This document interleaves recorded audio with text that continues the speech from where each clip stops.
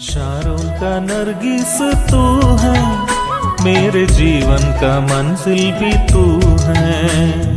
घाटियों का शोषण भी तू है, मेरी आनंद का सोता भी तू है। शारों का नरगिस तू है, मेरे जीवन का मंजिल भी तू है। घाटियों का शोषण भी तू है, मेरी आनंद का सोता भी तू है। परमेश्वर के नाम की महिमा हो। प्रभात मनन के आराधना संबंधी मनन में आप सभी का हार्दिक स्वागत है। आज प्रभु के दिन में हम सब परमेश्वर की आराधना करने के लिए तैयार हैं। उसके पुत्र के बलिदान को स्मरण कर उसके पवित्र नाम की स्तुति आराधना करने के लिए आओ हम अपने अपने मनों को तैयार करें। प्यारो, पिछले कुछ सप्ताह से हम यशायाह की पुस्तक 9 अध्याय उसके 6 पद पर आधारित मसीह के अलग अलग नामों पर मनन कर रहे थे। वास्तव में देखा जाए तो ये उसके नाम नहीं परंतु उसके ईश्वरीय गुण हैं, डिवाइन कैरेक्टरिस्टिक्स। क्या ही अद्भुत बात है ना प्यारो, कि हमारे प्रभु के गुण उसकी पहचान है। His character is his identity. आइए एक बार दोबारा मैं आपके लिए उस भाग को पढ़ देना चाहता हूं। यशायाह की पुस्तक 9 अध्याय और उसका 6 पद। क्योंकि हमारे लिए एक बालक उत्पन्न हुआ, हमें एक पुत्र दिया गया है, प्रभुता उसके कंधे पर होगी और उसका नाम अद्भुत, युक्ति करने वाला, पराक्रमी परमेश्वर, अनंत काल का पिता और शांति का राजकुमार रखा जाएगा। परमेश्वर इस पढ़े गए पद पर अपनी आशीष उंडेले। फिर पिछले सप्ताह हमने मनन किया था कि वो पराक्रमी परमेश्वर होगा। He will be called mighty God. आइए उसी मनन को हम आगे भी जारी रखेंगे। प्यारो, इस पद में मसीह को ना केवल परमेश्वर कहकर संबोधित किया गया है परंतु उसे पराक्रमी परमेश्वर भी कहा गया है। परमेश्वर के विषय में गहराई से अध्ययन करने वाले बाइबल के विद्यार्थी जानते हैं कि परमेश्वर के कुछ ऐसे गुण हैं जिसे परमेश्वर के लोग अपना सकते हैं, अपनी जिंदगी में ढाल सकते हैं। परंतु परमेश्वर के कुछ ऐसे भी ईश्वरीय गुण हैं जो कोई भी इंसान चाहकर भी अपना नहीं सकता। और ये ऐसे गुण हैं जो परमेश्वर को परमेश्वर बनाते हैं। वे हैं सर्वज्ञानी, अर्थात वो सब कुछ जानता है।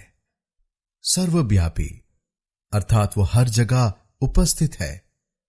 सर्वशक्तिमान, अर्थात उसका मुकाबला कोई नहीं कर सकता। और यशायाह भविष्यवक्ता मसीह के विषय में इसी शब्द का उपयोग करता है। वह पराक्रमी परमेश्वर होगा। He will be called mighty God। फिर हमारे मानवीय बुद्धि से यह समझ पाना बड़ा ही मुश्किल है कि इतना महान और पराक्रमी परमेश्वर एक गरीब के घर में कैसे जन्म लिया, और वो भी जानवरों को बांधने वाला घर अर्थात अस्तबल में उनका जन्म हुआ। हालांकि उसका जन्म एक गरीब के घर में हुआ परंतु उस रात पूरा आसमान जगमगा उठा। स्वर्गदूत गीत गा रहे थे, तारे पृथ्वी के नजदीक आ गए थे, मानो जैसे कि बैतलहम में जन्मे उस उद्धारकर्ता को देखना चाहते हो। दूर दूर देश के ज्ञानवान लोगों ने जान लिया कि एक राजा का जन्म हुआ है जो संसार के अन्य सभी राजाओं से भिन्न है। और इस महान शुभ संदेश को सुनने वाले सर्वप्रथम वे गरीब कड़ेरिये थे जो अपने भेड़ों की रखवाली कर रहे थे। उस दिन पूरे संसार के इतिहास का एक नया अध्याय आरंभ हुआ था, क्योंकि परमेश्वर स्वयं धरती पर उतर आया था। प्यारो, प्रभु यीशु मसीह के परमेश्वर होने की सच्चाई को बाइबल का हर पन्ना बड़ी स्पष्टता से उल्लेख करता है। उदाहरण स्वरूप प्रभु यीशु मसीह के महान सामर्थ्य को हम संसार के सृष्टि के निर्माण में देख सकते हैं। यूहन्ना 1 अध्याय उसके 3 पद में कुछ ऐसा लिखा हुआ है, सब कुछ उसी के द्वारा उत्पन्न हुआ और जो कुछ उत्पन्न हुआ है उसमें से कोई भी वस्तु उसके बिना उत्पन्न नहीं हुई। यहां उसी के द्वारा अर्थात मसीह को दर्शाता है। एक और पद जो मुझे काफी ज्यादा प्रभावित करता है जिसे हम इब्रानियों की पत्री 1 अध्याय उसके 1 से 3 पद में पढ़ते हैं। पूर्व युग में परमेश्वर ने बाप दादों से थोड़ा थोड़ा करके और भांति भांति से भविष्यवक्ताओं के द्वारा बातें कर इन अंतिम दिनों में हमसे पुत्र के द्वारा बातें की, जिसे उसने सारी वस्तुओं का वारिस ठहराया और उसी के द्वारा उसने सारी सृष्टि की रचना की है। वह उसकी महिमा का प्रकाश और उसके तत्व की छाप है और सब वस्तुओं को अपनी सामर्थ्य के वचन से संभालता है। वह पापों को धोकर ऊंचे स्थानों पर महामहीन के दाहिने जा बैठा। प्यारो, इन 3 पदों में परमेश्वर का वचन प्रभु यीशु मसीह की उपस्थिति को 3 अलग अलग समयों अथवा कालों में दर्शाता है, अर्थात उसके जन्म के पूर्व का समय, उसके इस संसार में जीवन बिताने के दौरान का समय और आज वर्तमान काल में स्वर्ग में उनकी उपस्थिति का होना। क्या कोई आम इंसान से यह संभव हो सकता है कि वह तीनों कालों में उपस्थित रहे? बिल्कुल नहीं, क्योंकि मनुष्य का एक बार मरना और न्याय का होना नियुक्त है। मनुष्य समय और काल के सीमा के अंदर ही सीमित है, परंतु परमेश्वर पर यह लागू नहीं होता है।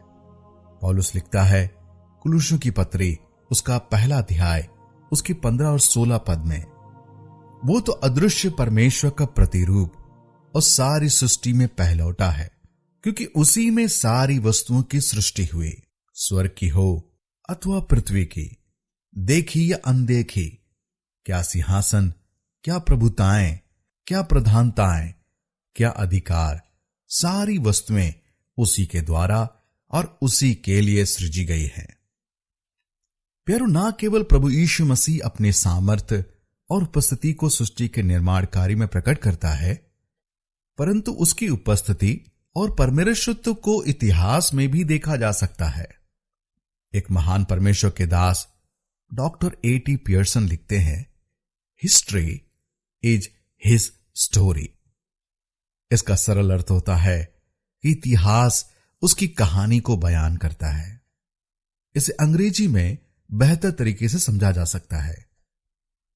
हां प्यारो, जैसे कि इब्रानियों की पत्री में पढ़ते हैं, अतीत में उसने भांति भांति से बातें किया, अपने संदेश को पहुंचाया, अपनी उपस्थिति को दर्ज कराया।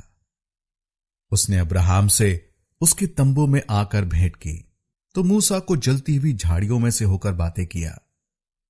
यहोशू को एक सेनापति के रूप में हौसला बढ़ाया, तो 3 यहूदी जवानों को जिन्हें आग में डाल दिया गया था, उनके संग खड़ा दिखाई दिया। ऐसे और भी कई घटनाएं हैं जहां मसीह की उपस्थिति को हम इतिहास में देख सकते हैं। प्यारो, बाइबल का हर पन्ना उसकी ही कहानी को बताता है और इसकी पुष्टि स्वयं प्रभु यीशु मसीह उन 2 व्यक्तियों को करते हैं जो इमाउस के सड़क पर जा रहे थे। लूका रचित सुसमाचार 24 अध्याय 27 पद। तब उसने मूसा से और सब भविष्यवक्ताओं से आरंभ करके सारे पवित्र शास्त्र में से अपने विषय में लिखी हुई बातों का अर्थ उन्हें समझा दिया। कृपया अंतिम लाइन पर जरा ध्यान दे प्यारो, सारे पवित्र शास्त्र में से अपने विषय में लिखी हुई बातों का अर्थ उन्हें समझा दिया। He expounded to them what was said in all the scriptures concerning himself. अर्थात संपूर्ण पुराना नियम का मुख्य विषय प्रभु यीशु मसीह ही था। इतना ही नहीं, यदि हम प्रभु यीशु मसीह के इस संसार में अपने सेवा कार्यकाल के दौरान अद्भुत कार्यों पर ध्यान करें, तो समझ में आता है कि वो कोई आम इंसान नहीं, परंतु पराक्रमी परमेश्वर है। मरकुस 6 अध्याय उसके 2 पद में लिखा है कि सबत के दिन वो आराधनालय में उपदेश करने लगा और बहुत से लोग सुनकर चकित हुए और कहने लगे, इसको ये बातें कहां से आ गई? ये कौन सा ज्ञान है जो उसको दिया गया है? कैसे सामर्थ्य के काम इसके हाथों से प्रकट होते हैं? परंतु इसके बाद के पदों को यदि हम पढ़ते हैं तो बड़ा दुख लगता है कि मसीह की सामर्थ्य को अपनी आंखों से देखने के बावजूद भी लोगों ने उस पर विश्वास नहीं किया, बल्कि उन पर आरोप लगाए कि वो शैतान की ताकत से ऐसा करता है। प्यारो, भले ही लोगों ने उसका इनकार किया, परंतु उसके अद्भुत सामर्थ्य को देखकर अपने मन ही मन ये सोचने में मजबूर हो गए कि भला ऐसा कोई कैसे कर सकता है। अर्थात ये तो मनुष्य के वश की बात नहीं है, ये तो केवल परमेश्वर से संभव है।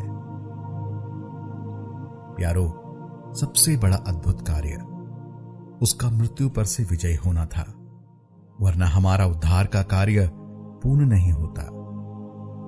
पहला कुरिन्थियों की पत्री 15 अध्याय उसके 3 और 4 में ऐसा लिखा हुआ है, इसी कारण मैंने सबसे पहले तुम्हें यह बात पहुंचा दी जो मुझे पहुंची थी, कि पवित्र शास्त्र के वचन के अनुसार यीशु मसीह हमारे पापों के लिए मर गया और गाड़ा गया, और पवित्र शास्त्र के वचन के अनुसार तीसरे दिन जी भी उठा। प्यारो, उसका पुनरुत्थान हमारे उद्धार की गारंटी देता है। आज हम उसी परमेश्वर की आराधना करते हैं जो पराक्रमी है, अनंतकालीन है और उसके जैसा कोई नहीं है। वह हमारा अतुल्य प्यारा प्रभु यीशु मसीह, वह हमारे लिए मनुष्य बना, हमारे लिए मारा गया और हमारे लिए तीसरे दिन फिर जी उठा।